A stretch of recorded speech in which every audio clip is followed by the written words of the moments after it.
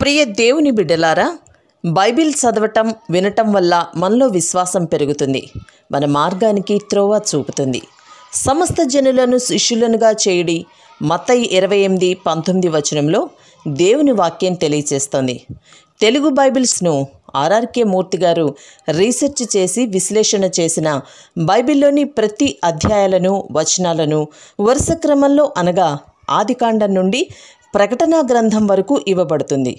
ప్రతి ఒక్కరూ ఆధ్యాత్మికంగా విశ్వాసంలో బలపడి మీ జీవితంలో ఎదుర్కొంటున్న సమస్యల నుండి విడుదల పొందండి.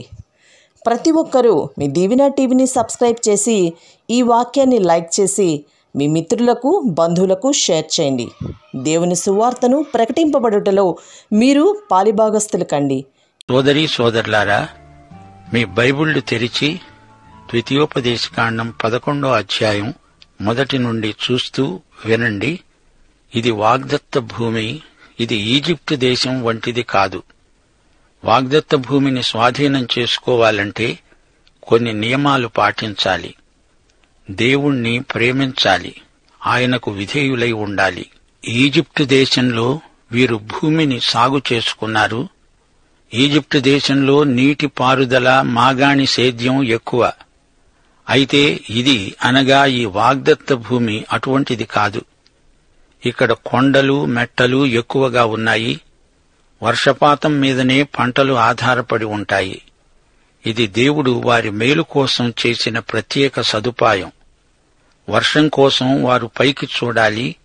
ఆ విధంగా వారు దేవుని మీద ఆధారపడడం నేర్చుకుంటారు. వర్షం రాకపోతే కనాను దేశంలో నీటి ఎద్దడి. దేవునికి విధేయులైతే తొలకరి వర్షం, కడవరి వర్షం ఆయన అనుగ్రహిస్తాడు. ప్రజల ఆధ్యాత్మిక శీలం మీద పాడి పంటలు ఆధారపడి ఉన్నాయి. సోదరీ సోదరులారా, గ్రహించండి. భూమి, పాడి పంటలు, ఆహారం ఇవన్నీ దేవుడిస్తేనే కాని మనకు లభించవు. మన భౌతిక అక్కరలు తీర్చేవాడు దేవుడే. యెహోవా ఈరే. భూమి దేవుడిచ్చిన ఈవి. ఇశ్రాయేలుకు దేవుడు ఇస్తున్న వాగ్దత్త భూమి ఎంతో శ్రేష్టమైనది. యూఫ్రటీసు నది నుండి మధ్యధరా సముద్రం వరకు, లెబానోను నుండి విస్తరించిన భూభాగమంతా వీరిదే. 3 లక్షల చదరపు మైళ్ల విస్తీర్ణం. దావీదు, సొలొమోను రాజుల కాలంలో కూడా ఇశ్రాయేలీయులు వాగ్దత్త భూమిని పూర్తిగా స్వాధీనపరుచుకొని ఉండలేదు. అంతగా అయితే 30,000 చదరపు మైళ్లు స్వాధీనపరుచుకొని ఉండవచ్చు. మీరు అడుగుపెట్టే ప్రతి స్థలం మీకిస్తాను అన్నాడు దేవుడు. అయితే వీరు అడుగు పెట్టాలి గదా. యెహోషువకు కూడా దేవుడు ఇదే వాగ్దానమిచ్చాడు. అడుగు పెట్టండి, అడగండి, అది మీదే అవుతుంది. వీరు దేవుడిచ్చిన దానిని స్వతంత్రించుకోవాలి. సోదరీ సోదరులారా, ఈ రోజున అనేకులు ఆధ్యాత్మిక దారిద్ర్యంలో ఉన్నారు. మరికొందరు ఆధ్యాత్మిక సంపన్నులు కూడా ఉన్నారు.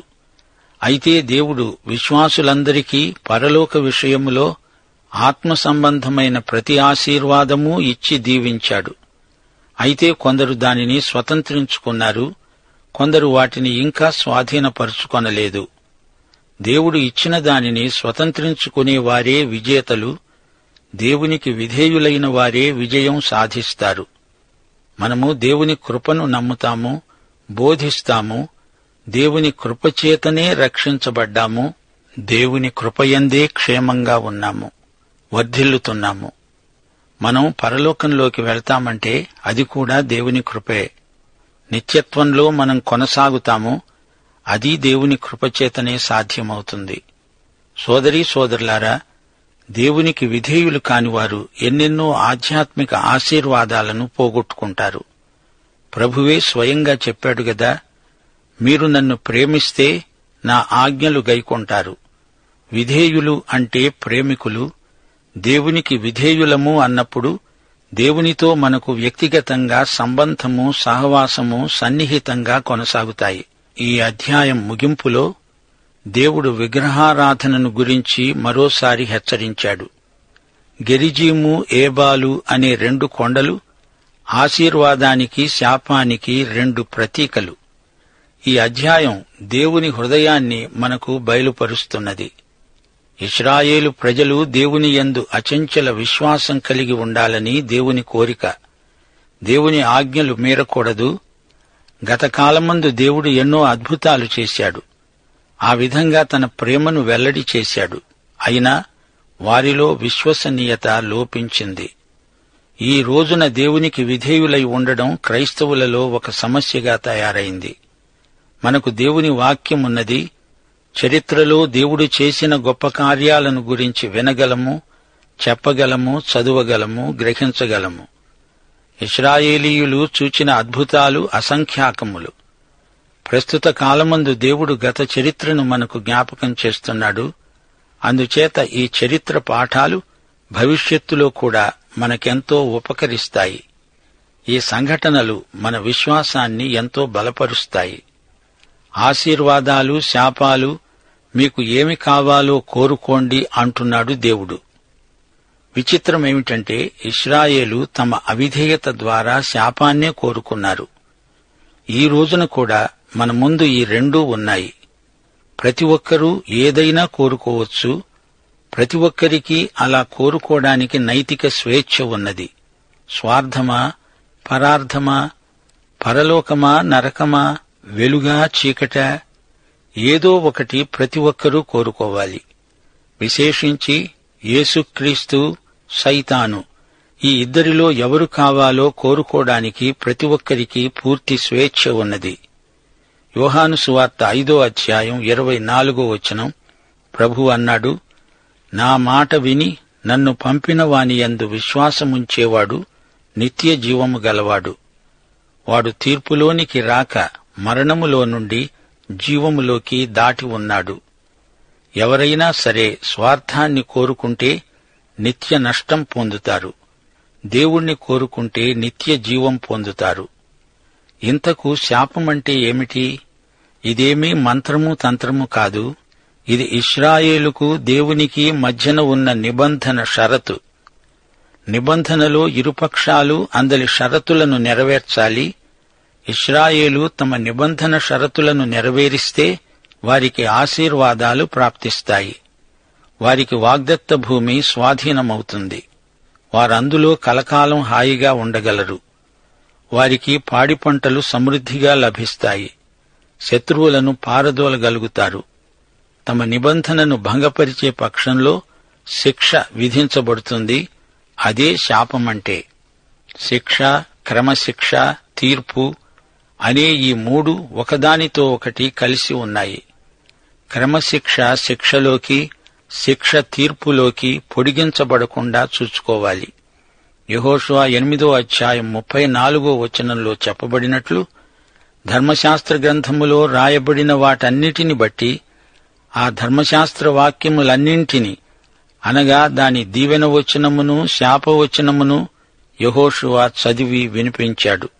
సోదరీ సోదరులారా, దేవునికి విధేయులైన వారు ఒకానొక రోజున ప్రభువు వలన మెప్పు పొందుతారు. 5 రకాల కిరీటాలు బైబిలులో పేర్కొనబడ్డాయి. కిరీటము పరిపాలించే హక్కును సూచిస్తుంది.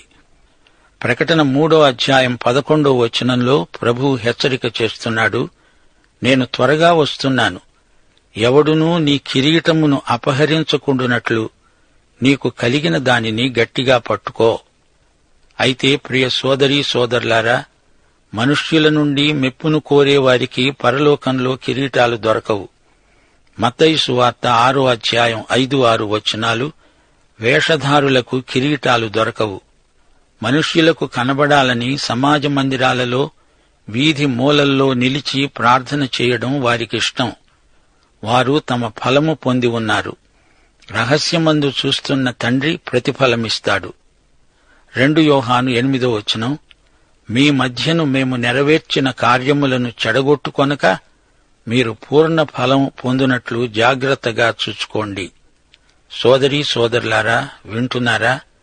దేవుడు మీకిచ్చే కిరీటాలు సైతాను అపహరించకుండా జాగ్రత్త పడండి. దేవుణ్ణి మహిమపరచండి. మత్తయి సువార్త 25వ అధ్యాయం 23వ వచనం, యేసు ప్రభువు మనల్ని మెచ్చుకోవాలి. భళా నమ్మకమైన మంచి దాసుడా అని ఆయన ప్రశంసించాలి. కిరీటం సంపాదించుకోండి, దానిని పరలోకంలో ప్రభువు పాదాల చెంత ఉంచండి. ద్వితీయోపదేశకాండం 12వ అధ్యాయం 1 నుండి జాగ్రత్తగా వినండి. ఈ అధ్యాయంలో ఆరాధన నియమావళి వివరంగా చెప్పబడింది. సోదరీ సోదరులారా, వాగ్దత్త భూమి అంతటిలో ఆరాధన స్థలం ఒక్కటే. ఇశ్రాయేలీయులు ఆరాధించుకోవడానికి దేవుడు యెరూషలేమును కేంద్ర స్థానంగా అనుగ్రహించాడు. ఇశ్రాయేలీయులు యెరూషలేము ఆరాధన కేంద్రానికే రావాలి. ఎందుకనగా ఆ దేశంలో విగ్రహారాధన ముమ్మూరంగా జరుగుతోంది. విగ్రహాలను లేకుండా చేయాలి, కాని అవి ఉన్నాయి. అందుచేత జాతీయ ఆరాధన యెరూషలేమునందు కేంద్రీకరించబడింది. ఈ విధంగా ఇశ్రాయేలు జాతి అంతా సంఘటితంగా ఏర్పడడానికి దోహదపడింది. పండుగలకు అందరూ యెరూషలేముకు వస్తారు. అందరూ ఒకటే అని జాతీయ భావం వారిలో బలపడుతుంది. కాని ఈ రోజున అలాంటి కేంద్రీకృత ఆరాధన విధానం లేదు. యేసు ప్రభువు సమరయ స్త్రీతో యోహాను సువార్త 4వ అధ్యాయం 21 నుండి 24వ వచనం వరకు మాట్లాడుతూ అన్నాడు, అమ్మా, ఒక కాలం వస్తున్నది. ఆ కాలమందు ఈ పర్వతము మీదనైనను యెరూషలేములోనైనను మీరు తండ్రిని ఆరాధింపరు. నా మాట నమ్ము. మీరు మీకు తెలియని దానిని ఆరాధిస్తున్నారు. మేము మాకు తెలిసిన దానిని ఆరాధిస్తాము. రక్షణ యూదులలో నుండే కలుగుతున్నది. అయితే యథార్థముగా ఆరాధించేవారు ఆత్మతో సత్యముతో తండ్రిని ఆరాధించే కాలము వస్తున్నది. అది ఇప్పుడే వచ్చి ఉన్నది. తనను ఆరాధించేవారు అట్టివారే కావాలని తండ్రి కోరుతున్నాడు. దేవుడు ఆత్మ గనుక ఆయనను ఆరాధించేవారు ఆత్మతో సత్యముతో ఆరాధించాలి. విన్నారా? దేవుణ్ణి ఎక్కడైనా ఆరాధించుకోవచ్చు, గాని ఆత్మతో సత్యముతోనే ఆరాధించాలి. ఇది ఆత్మారాధన, సత్యారాధన. దేవుని ఆత్మ ఆరాధనాత్మ, సత్యాత్మ. సత్యమే వాక్యం. ఈ రోజున స్థలానికి ప్రాముఖ్యమేమీ లేదు. యేసుక్రీస్తుకే ప్రాముఖ్యం ఉంది. ఫలాని సంఘం, ఫలాని శాఖ అని కాదు. యేసుక్రీస్తే ఆరాధనలో కేంద్ర ఆకర్షణ. యేసుక్రీస్తు చుట్టూ చేరిన వారే ఆరాధికులు. ఆ విధంగా ఆరాధించకపోతే అది విగ్రహారాధనతో సమానమవుతుంది. యేసుక్రీస్తుకు బదులు ఏది పెట్టినా అది విగ్రహమే అవుతుంది. సాంఘిక సహవాసం కోసం కూడితే అది ఒక క్లబ్బు అవుతుంది, కాని సంఘం కాదు. యేసుక్రీస్తునందే ఆరాధన అర్థవంతమవుతుంది. న్యాయాధిపతుల కాలంలో ఇశ్రాయేలీయుల మీదికి ఎందుకు తీర్పు వచ్చింది? వారు విగ్రహారాధికులైపోయారు. అప్పుడు ఏలియాను దేవుడు లేపాడు. ఏలియా విగ్రహారాధనను నిరసించాడు, ఖండించాడు. ఇశ్రాయేలు జాతి ఎందుకు బబులోనుకు చెరపోయింది? ఎందుకనగా వారు విగ్రహారాధనలో పడిపోయారు. పాత నిబంధనలోని చిట్ట చివరి గ్రంథమైన మలాకి విగ్రహారాధననే ఖండిస్తున్నది. సోదరీ సోదరులారా, ఈ రోజున కూడా మనం విగ్రహారాధన మనస్తత్వాన్ని నిరోధించవలసి వస్తున్నది. విగ్రహాలను మేము ఆరాధించము అని చెప్పవచ్చు గాని విగ్రహారాధన మనస్తత్వం ఉండవచ్చు. నీ ఆత్మకు నీ దేవునికి మధ్య అడ్డంగా నిలిచినది ఏదైనా విగ్రహం కావచ్చు. కొందరికి వారి ఉద్యోగమే ఒక విగ్రహం, కొందరికి వ్యాపారమే ఒక విగ్రహం, కొందరికి విద్య విగ్రహం, కొందరికి తమ కళా కౌశలం ఒక విగ్రహం. వీరందరూ తమ తమ విగ్రహాల ముందు సాగిలపడి పూజిస్తున్నారు. రాను రాను యెరూషలేము కేంద్రస్థానమైపోయింది. అంతకు ముందు కూడా ఇశ్రాయేలీయులు ఒకే చోట ఆరాధించారు.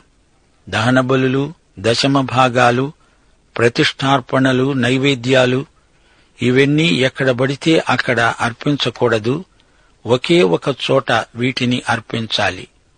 బలిద్రవ్యాన్ని కూడా ఒకే చోట తినాలి. అయితే కొన్ని పదార్థాలు ఇంటి వద్ద తినవచ్చు. ఇవి బలి అర్పణ కార్యక్రమానికి సంబంధించినవి కావు. 14వ అధ్యాయంలో పవిత్రమైనవి, అపవిత్రమైనవి వేరువేరుగా పేర్కొనబడినవి. జంతువును వేటాడి తెచ్చినా అది పవిత్రమా అపవిత్రమా అని ముందు చూడాలి. అయితే ఇందులో ఒక షరతు ఉన్నది, రక్తం తినకూడదు. బలిమాంసమును నిర్ణీత స్థలంలోనే తినాలి. లేవీకాండం 17వ అధ్యాయంలో ఇశ్రాయేలీయులు అరణ్య ప్రయాణంలో ఉన్నారు. ఏదైనా జంతువు చంపబడినప్పుడు ఎద్దుగాని, గొర్రెగాని, పొట్టేలుగాని దానిని ప్రత్యక్ష గుడార ద్వారానికి తేవాలి. యాజకుడు దాని రక్తాన్ని బలిపీఠం మీద ప్రోక్షించాలి. దాని కొవ్వును పరిమళ హోమంగా దహించాలి. ఈ విధంగా వారు చేయటం వలన స్థానిక దేవతలకు ఎట్టి అర్పణలు చెందకుండా ఆపగలిగారు. అయితే వాగ్దత్త భూమిలో స్థిరపడిన తరువాత కొందరికి యెరూషలేము మరీ దూరం కావచ్చు. అందుచేత ఆహారం కోసం చంపబడిన జంతువులను యెరూషలేము దాకా తీసుకొని వెళ్లనక్కర్లేదు. కాని రక్తం మాత్రం తినకూడదు. ఎందుకనగా రక్తంలో ప్రాణం ఉన్నది. యేసుక్రీస్తు యొక్క రక్తం మన విమోచన క్రయధనం గనుక బలిరక్తానికి ప్రవచనాత్మకమైన విలువ ఉన్నది. కనాను దేశంలో ఎన్నో అన్యజాతులు కాపురమున్నాయి. వారిని అక్కడ నుండి పారదోలాలి. ఎందుకనగా ఇశ్రాయేలీయులు వారితో వియ్యమొందితే చెడిపోతారు. ఆయా జాతుల వారు విగ్రహారాధికులు. బయలుదేవతారాధన వారి మధ్య ఎక్కువగా జరుగుతోంది. తమ సొంత పిల్లలను దేవతలకు బలిగా ఇస్తారు. అది లోహ విగ్రహం. దానిని బాగా ఎర్రగా వేడెక్కేటట్లు కాలుస్తారు. ఆ విగ్రహం హస్తాలలో చిన్న బిడ్డను ఉంచుతారు. ఇంతకంటే ఘాతుకం మరొకటి లేదు. దేవునికి ఇలాంటి చర్యలు ఇష్టం లేదు. ఇది చాలా హేయమైన క్రియ. దేవుడు అసహ్యించుకునేది మనము అసహ్యించుకోవాలి. దేవుడు ఇష్టపడే వాటిని మనం ఇష్టపడాలి. దేవుని ఆజ్ఞలను పాటించాలి. ఇశ్రాయేలు ప్రజలు అవిధేయులైతే దేవుడు వీరిని అన్యజాతులను శిక్షించినట్లే శిక్షిస్తాడు, తీర్పు తీరుస్తాడు. కొందరు క్రైస్తవులు ఈ విషయంలో చాలా నిర్లక్ష్యంగా ప్రవర్తిస్తున్నారు. ఎవరు చేసినా ఎలా చేసినా పాపం పాపమే. ఇశ్రాయేలు పాపం చేస్తే దేవుడు చూస్తూ ఊరుకోలేదు. తప్పక చర్య తీసుకుంటాడు. ఎట్టి పరిస్థితిలోనైనా దేవుని ఆజ్ఞను మీరకూడదు. ఇశ్రాయేలీయులు వాగ్దత్త భూమిలో ప్రవేశించిన తరువాత అన్య బలిపీఠాలను పడగొట్టాలని ఆజ్ఞ. అవి అన్య బలిపీఠాలు. వాటి మీద యెహోవాకు బలులు ఎలా అర్పించగలరు? విగ్రహారాధన సంబంధమైన ప్రతి అవశేషాన్ని పూర్తిగా తొలగించాలి. మన జీవితంలో కూడా అన్య సాంప్రదాయాలకు చెందిన అవశేషాలు, దేవుని వాక్యానికి భిన్నమైనవి ఉంటే వాటిని తొలగించాలి. క్రియలు, వైఖరులు, వస్తువులు, సంబంధాలు, పండగలు, పబ్బాలు, అలవాట్లు, వీటిలో వాక్యానికి వ్యతిరేకమైనవి ఉంటే నిర్మూలించాలి. అవి ఉన్నంతకాలం మన ఆత్మకు శాంతి ఉండదు. ఇవి మన హృదయాలను దేవుని నుండి మరల్చి దూరం చేస్తాయి. ఈ విషయాలలో దురభిమానం పనికిరాదు. ఇశ్రాయేలు తప్పు చేసి పాఠం నేర్చుకున్నారు. అన్య బలిపీఠాలను తొలగించడం కష్టం, సాహసం. దానికి ఎంతో కాలం పట్టవచ్చు. మనకు చేతనైనంత వరకు దేవుని సహాయంతో క్రమేణా అట్టి అవశేషాలను నిర్మూలం చేస్తూ ఉండాలి. దేవుడు తన ప్రజలను అన్యజాతుల ప్రభావం నుండి ప్రత్యేకంగా ఉంచాడు. కనాను దేశంలో అన్యులు ఎక్కడ పడితే అక్కడ తమ దేవతలకు బలి ఇచ్చేవారు. కాని ఇశ్రాయేలీయులు ఒకే దేవుణ్ణి ఆరాధిస్తారు, ఒకే స్థలంలో ఆరాధిస్తారు. ఈ విధంగా దేవుడు తన ఆరాధన కార్యక్రమాన్ని క్రమపరిచాడు. ఎవరికి వారు తమకు ఇష్టం వచ్చినట్లు చేయకుండా దేవుడు దానిని క్రమబద్ధం చేశాడు. బహుదేవతారాధన ఉన్న చోట దేవుని ప్రజలు అన్య విధానాలతో కలగాపులగమైపోయే ప్రమాదం ఉంది. అన్య పద్ధతులు వాడి దేవుణ్ణి ఎలా ఆరాధించగలం? అయితే ఎవరికి వారు ఆరాధన చేయకూడదని కాదు. దేవుని ప్రజలు వ్యక్తిగతంగా చేసే ఆరాధన సామూహిక ఆరాధనకు భిన్నంగా ఉండకూడదు. అన్య విధానాలను తెచ్చిపెట్టకూడదు. సామూహికంగా దేవుని ప్రజలు ఒక స్థలంలో కూడి ఆరాధించే విధానం మానకూడదు. ఈ అధ్యాయంలో కుటుంబారాధన ఎంతో ముఖ్యమని చూపబడింది. బలి అర్పణగాని పండుగగాని కుటుంబమంతా కలిసి ఆచరించాలి. ఆరాధన అంటే ఏమిటో పిల్లలకు కూడా తెలిసి రావాలి. పెద్దవారు ఆరాధనలో పిల్లలను నడిపించాలి. పెద్దలు కూడా తమ పాపాలను ఒప్పుకోవడం పిల్లలు వినాలి. ఆయా సందర్భాలలో పెద్దలు మాత్రమే కూడి వస్తారు. కాని చిన్న పిల్లలను కూడా ఆకర్షించేటట్లు ఆరాధన క్రమాన్ని రూపొందించాలి. ఈ అధ్యాయంలో 16వ వచనంలో రక్తం తినకూడదు అని చెప్పబడింది. ఎందుకని రక్తం తినకూడదు? అన్యజాతులలో రక్తం ఒలికిస్తారు, బలిపశువును బహిరంగంగా వధిస్తారు. అయితే రక్తం ప్రాణాధారం. పాపానికి పరిహార సంకేతంగా రక్తం చిందించాలి. రక్తం చిందించనిదే పాపక్షమాపణ కలగదు. ద్వితీయోపదేశకాండం 12వ అధ్యాయం 20వ వచనం నుండి ఇప్పుడు వినండి. మీరు వాగ్దత్త భూమిలో ప్రవేశించిన తరువాత మీ సరిహద్దులు విశాలమవుతాయి. అప్పుడు తినాలనుకుంటే మీకిష్టమైన మాంసం తినవచ్చు. దేవుడు తన నామమును ప్రకటించడానికి ఏర్పరచుకున్న స్థలం మీకు దూరముగా ఉంటే నా ఆజ్ఞ ప్రకారం జంతువును చంపి నీవు ఆశించిన దానిని నీ ఇంట తినవచ్చు. జింకను, దుప్పిని అలాంటి వాటిని తినవచ్చు, ఏదైనా తినవచ్చు. అయితే రక్తమును తినకూడదు. రక్తమే ప్రాణం. మాంసంతో ప్రాణాధారమైన దానిని తినకూడదు. ఆ రక్తాన్ని నీళ్లలాగా పారబోయాలి. అలా చేస్తే నీకు నీ తరువాత సంతతి వారికి మేలు కలుగుతుంది. నిర్ణీతమైన ప్రతిష్ఠితములైన మొక్కుబడులను మాత్రం యెహోవా ఏర్పరచుకొనే స్థలానికి నీవు తీసుకొని పోవాలి. వాటిని యెహోవా బలిపీఠం మీద అర్పించాలి. రక్తాన్ని బలిపీఠం మీద పొయ్యాలి. వాటి మాంసం నీవు తినాలి. ఈ ప్రకారం చేస్తే, ఈ మాటలన్నీ నీవు జాగ్రత్తగా వింటే నీకు నీ సంతతి వారికి నిత్యము మేలు కలుగుతుంది. వాగ్దత్త భూమిలో ప్రవేశించిన తరువాత, అన్యజాతులను దేవుడు వెళ్లగొట్టిన తరువాత మీరు ఆ దేశాన్ని స్వాధీనపరుచుకుంటారు. అయితే ఒక మాట, మీరు వారి వెంట వెళ్లి చిక్కుబడకూడదు. వారి దేవతలను ఆశ్రయింపగోరి ఈ జనములు తమ దేవతలను కొలిచినట్లు మేము చేస్తాము అనుకునేరు. జాగ్రత్త. తమ దేవతలకు వారు చేసినట్లు మీరు మీ దేవుడైన యెహోవాను గురించి చేయకూడదు. ఏలయనగా యెహోవా ద్వేషించే ప్రతి హేయక్రియను వారు తమ దేవతలకు చేశారు. వారు తమ దేవతల పేరిట తమ కుమారులను కుమార్తెలను అగ్నిహోత్రంలో కాల్చివేస్తారు గదా. గమనించాలి, ఇశ్రాయేలీయులు తమ చుట్టూరా ఉన్న అన్య దేవతలను గురించి విచారణ చేయకూడదు, అడుగకూడదు. కనాను దేశమందు ఎక్కడ చూచినా విగ్రహారాధనే. సులభంగా అందులోకి పడిపోయే ప్రమాదం ఉన్నది. వాటిని గురించి తెలుసుకుంటే జ్ఞానం కలుగుతుంది అనుకుంటారా? చెడుగును గురించిన అధిక జ్ఞానం హఠాత్తుగా నిన్ను చెడుగులోకి లాగివేస్తుంది. వాటిని గురించి నేర్చుకోకుండా ఉండడమే మంచిది. ఈ విషయంలో దేవుని బిడ్డలు జాగ్రత్తగా ఉండాలి. ఇప్పుడు చివరి 32వ వచనం వినండి. నేను నీకాజ్ఞాపిస్తున్న ప్రతి మాటను అనుసరించి చెయ్యాలి.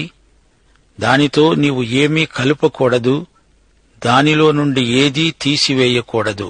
సోదరీ సోదరులారా, దేవుని వాక్యంలో ఒక్క ఆజ్ఞను కూడా తొలగించడానికి వీల్లేదు. ఎవరైనా తమకు ఇష్టం కాని వచనాలను తొలగిస్తే అది నేరమవుతుంది. దేవుని వాక్యానికి ఏదీ చేర్చకూడదు, లేనిపోనివి కల్పించి దేవుని వాక్యానికి కలపకూడదు. వాక్యంలో లేని సంగతులను ఊహించి వాక్యంలోకి ప్రవేశపెట్టకూడదు. యేసుప్రభు కాలంలో పరిసయ్యులు సబ్బాతు దినాచారానికి సంబంధించిన అనేక ఆచారాలను వాక్యంలో లేనివి తెచ్చిపెట్టారు. యేసు ప్రభువు సబ్బాతు రోజున ఒక గుడ్డివాణ్ణి స్వస్థపరిచినందుకు ఆయన మీద నేరం మోపారు. అయితే లేవీకాండం 19వ అధ్యాయం 18వ వచనంలోని ఆజ్ఞ వారు మీరారు. నీ పొరుగువాణ్ణి నిన్ను వలె ప్రేమించు అనే ఆజ్ఞను వారు తోసిపుచ్చారు. దేవుడు ధర్మశాస్త్రోక్తమైన ఆజ్ఞలను ఎందుకిచ్చాడు? దానికొక కారణం ఉంది. ప్రజలు ప్రభువు వైపు చూడాలి. కాని ఈ పరిసయ్యులు ప్రజలను తమ చుట్టూ తిప్పుకొని వారిని ఏడ్పించటానికి వాక్యానికి చిలవలు పలవలు చేర్చారు. ఇది మరీ విడ్డూరం. ప్రియ శ్రోతలారా, వింటున్నారా? ఈ రోజున యేసు ప్రభువు తనకు శిష్యులు కావాలని కోరుతున్నాడు. విశ్వాసులందరూ తమ శరీరాలను దేవునికి సజీవయాగంగా సమర్పించుకోవాలి. పాత నిబంధన వలె కాక కొత్త నిబంధన సజీవయాగమిది. నేటి సమాజంలో దేవుని బిడ్డలు ఆధ్యాత్మిక విలువలు ఎరిగి ఉండాలి. యెషయా గ్రంథం 40వ అధ్యాయం 6 నుండి 8వ వచనం వరకు, సర్వశరీరులు గడ్డి అయి ఉన్నారు, వారి అందమంతా అడవి పువ్వులాగా ఉన్నది. యెహోవా తన శ్వాస దానిమీద ఊదగా గడ్డి ఎండిపోతుంది, పువ్వు రాలిపోతుంది. మన దేవుని వాక్యము నిత్యము నిలుస్తుంది. అందుకే భక్త యాకోబు చెబుతున్నాడు, రేపు ఏమి సంభవిస్తుందో మీకు తెలియదు. మీ జీవము ఏపాటిది? మీరు కొంతసేపు ఉండి అంతలో మాయమైపోయే ఆవిరి వంటివారే. ప్రియ శ్రోతలారా, ఇశ్రాయేలు ప్రజలు యొర్దాను దాటాలి, వాగ్దత్త భూమిలో ప్రవేశించాలి. అలాగే దేవుని బిడ్డలు ఈ లోకములో ఉన్నారు, కాని ఇక్కడ ఉండగానే పరలోకంలో ఉన్నట్లు ప్రవర్తించాలి. అందుకే మోషే వారు యొర్దాను దాటకముందే వాగ్దత్త భూమిలో వారు పాటించవలసిన విలువలను నేర్పుతున్నాడు. 1 కొరింథీ 3వ అధ్యాయం 3-4 వచనాలు. మీలో అసూయ కలహము ఉండగా మీరు శరీర సంబంధులై మనుష్యరీతిగా నడుచుకునేవారు కారా? 1 తిమోతి 4వ అధ్యాయం 3వ వచనం. వారు అబద్ధికులు, వాత వేయబడిన మనస్సాక్షి గలవారు. ఇలాంటి వారు పరలోకానికి యోగ్యులు కారు. వెంటనే ప్రభు సన్నిధిలో మోకరిల్లి పశ్చాత్తప్తులు కావాలని దేవుని వాత్సల్యమును బట్టి బ్రతిమాలుకుంటున్నాము. పాఠం ఇంతటితో సమాప్తం. ప్రభు కృప మీకు తోడై ఉండునుగాక. ఆమేన్.